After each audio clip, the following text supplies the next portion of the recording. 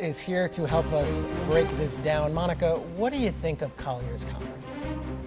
Oh, man. Good morning, gentlemen. Good morning, I think it's important to note who Napheesa Collier is, right? We're talking about a runner-up to the MVP multiple times in her career. We're talking about one of the more measured players in the league, is not someone who flies off the handle emotionally. When she sat down, that was a written statement.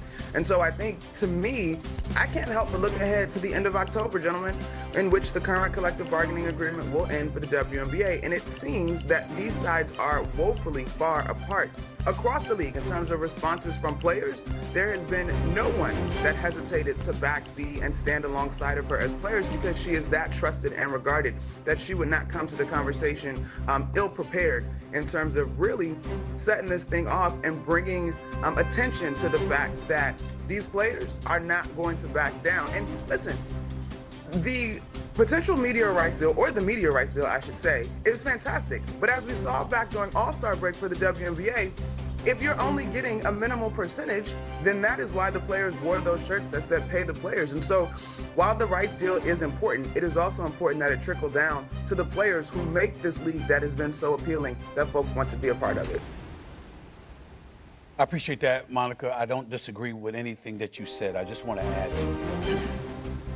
Cathy Engelbert, Commissioner of the WNBA. Keep Monica up on the screen, please, because I want to see her. Cathy Engelbert, the Commissioner of the league. Doggy, Peter, Monica, let me say for the record, you should resign. You need to resign, period. Reason I say that, Doggy, is because when a player, any player, but especially one of that magnitude, attacks you publicly like that, that weak-ass statement Commissioner Engelbert gave is not good enough. And I'm going to say it. It was a weak-ass statement. Could you imagine somebody directing comments and criticisms at you, taking conversations they've had with you directly and telling the world what you said? And did you see that statement Commissioner Engelbert gave? She basically provided no defense of herself. I mean, I don't have the statement right directly in front of me, y'all. Mischaracterization. A mischaracterization. She was disheartened. I'm disheartened that the mischaracterization. What? That was I'm not saying Napheesa Collier personally attacked her. Like, personally, I'm not trying to personalize it like that, but I'm just saying her words were piercing. That was an attack against your leadership. It was an attack against your integrity. It was an attack against your character. And that's the statement you came out with. Listen, I've reached out to Cathy Engelbert's office. I said, you are welcome to come on my show today to explain, because I want to know how the hell somebody said something like that about you as the commissioner. Doggy, come on, man. I mean, whether it was David Stern or Adam Silver or Roger Goodell or Paul Tagliabue, Pete Rose, could you imagine a commissioner being called out like that directly? And that tepid statement, she looks guilty as hell. And then I'm looking at it and I'm saying, did you really say that? Did you really say that Caitlin Clark should thank her Heavenly Stars, that she wouldn't be worth anything if she wasn't playing in the WNBA? Did you really say? See, all of these things that Napheesa Collier brought up, I'm sitting back going like this. Girl, you got my ears perked. I'm listening, because she got very, very specific. And for her to come, the commissioner to come back with that, you can't have her at the negotiating table talking to players. Basically, Napheesa Collier said she's in the way of our growth and our development as a league, not just on the player side, but on the league side. She's not good for basketball. That's what Napheesa Collier. Nobody questioned Cathy Engelbert's business acumen now, because we know she knows business. And you see the average player salaries, it was $28,000 when they first started. It's about, over 130 now. You got salaries over $200,000 now, some of them, but that's not enough. At the end of the day, you have a star player in the league saying the commissioner, this individual, is in the way of all of us. and that was her statement, I believe she should hand in her resignation. All right, I have two things to say. Well, more than that. And I don't follow this carefully, right, but I watched it today. That was a tremendous non-call on the play that Kyer lost the ball last Friday and night. lost the game. Okay? That was a great job by the officials. We agree. That was not a foul. And Kyer, in her response, said, this is about not W's and losses. Yes, it is. Because you put your statement out after you lost when your coach, right here, Reed, the most disgraceful thing I have seen in 50 years of watching basketball, cursing out fans, walking into the gym, going into the post locker room, the media room, and killing the officials. When the official got the call right, I was in the real building with Pat Riley with the Lakers against the Celtics with Rambis. I was there when Pat Riley got burned with Hugh Hollins on a call by Hubert Davis, which gave the Celtics, which gave the Bulls wins.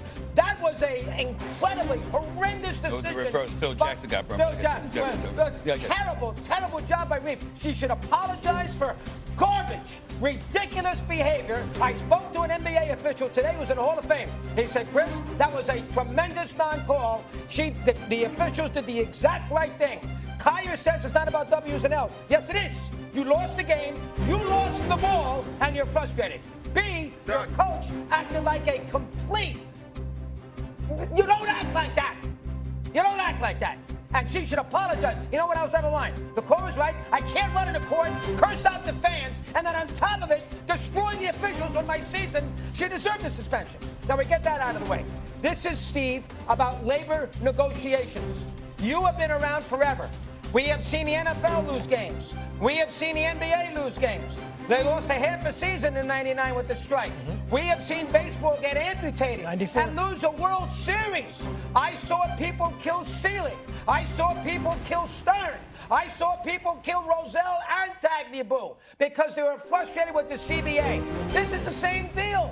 They're annoyed that the CBA is not yet solved, and as a result, they're frustrated. She's mad by a call, and she's going crazy. This will get settled when they negotiate a deal in October. I'll add to that, but I know Monica wants to say something. We got on remote. Go ahead, Monica. You speak first, and then I'll follow. Okay, the only thing I got to check you on, Doggy, because you're right. CBAs can be contentious, and commissioners have an agenda, and players have an agenda. And if this does head toward a lockout in the WNBA, then so be it. But I do have to check you, because she started that statement and said, congratulations to the Phoenix Mercury. I completely disagree that this statement was in any way connected to the fact that they lost. In fact, should the Lynx have made it to the finals, should the Lynx have possibly been the finals champion ultimately, I still think that based on what is happening currently and who Napheesa Collier is, working closely with Nneka Ogwumike, Brianna Stewart, the entire WNBA Players Union, this statement was still probably going to come at some point. Particularly, women around the league,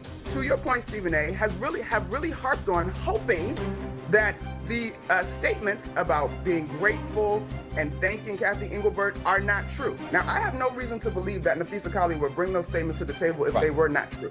But I do want to be very clear. If we had woke up and did your program immediately after the Lynx lost to the Mercury, then I would have been here for the debate over the call. But I assure you that this is not related to that because of who Napheesa Collier is to this league currently and the future of the league moving forward. How about the coach? How about getting on her? That was despicable what she did.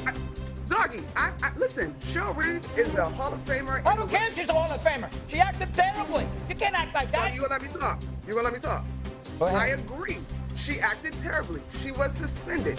In that moment, this is what I'm saying to you. We don't get to a place where someone as measured and poised as Napheesa Collier goes to the podium with a written statement.